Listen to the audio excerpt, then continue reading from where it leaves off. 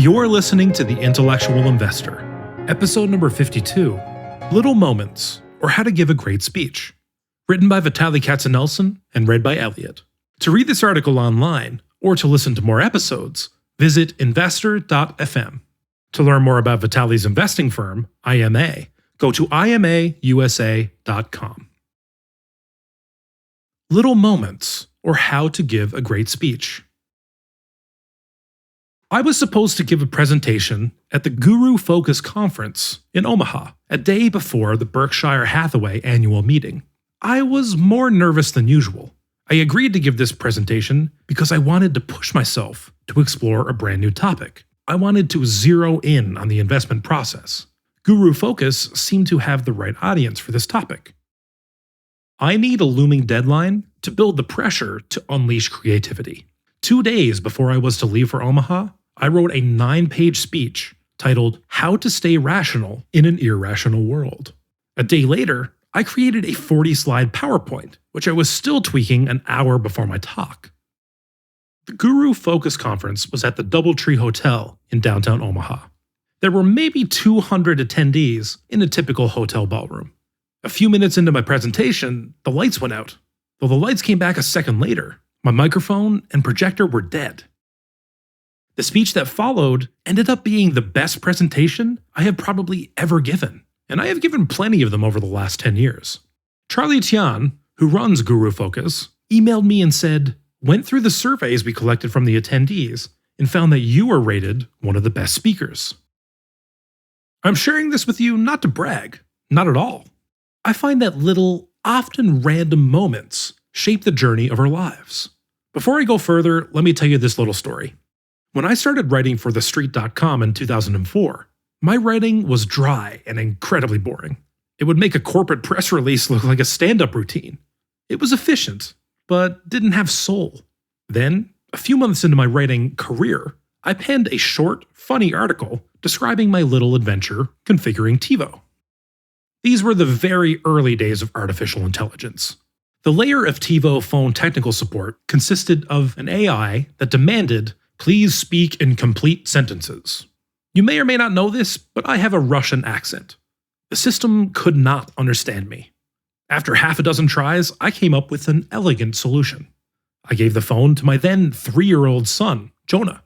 I told him what to say, and he repeated in his adorable Disney accent. The TiVo system did not have a problem understanding him. That was the gist of my article. It was a very short piece. It was funny, and it was by far the most human article I had written. And yes, it exposed my frailty, which is obvious to anyone who has ever heard me speak. I have an accent. I received a few dozen emails from readers who loved the article. I can say that this little article, this little moment, had a huge impact on my life. I realized it's okay to be myself, funny, sarcastic, and even frail.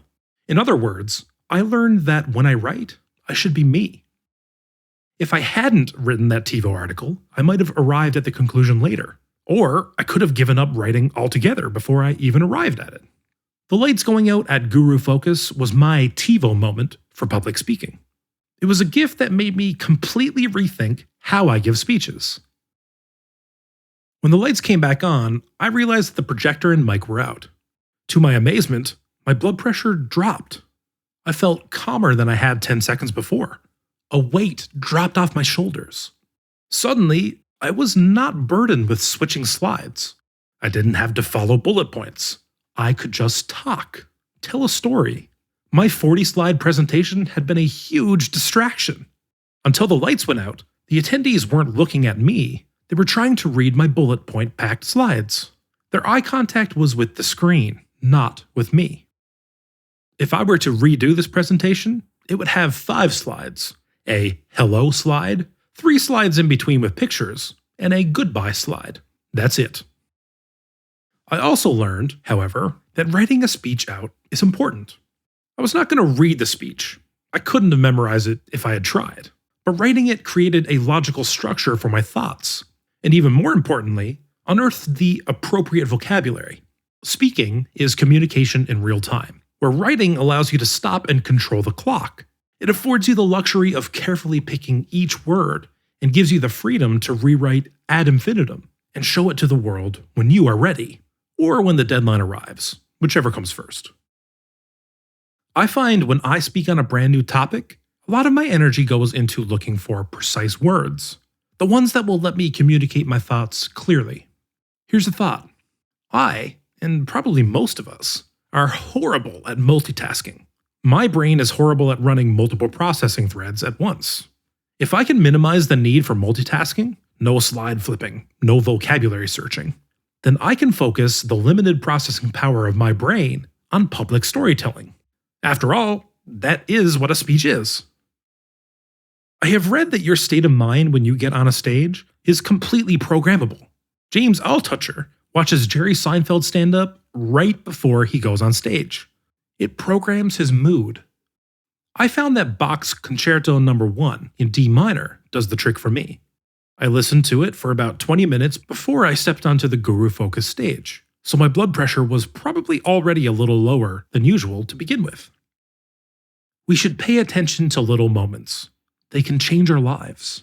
Thank you, TiVo, and thank you, whatever caused the electricity to go out at the DoubleTree in Omaha. You can see my presentation, all 40 slides, at a link in the show notes.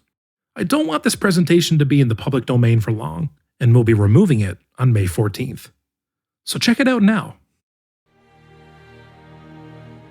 Thank you for listening. To read this article online, or to listen to more episodes, visit investor.fm. Enjoy life and prosper.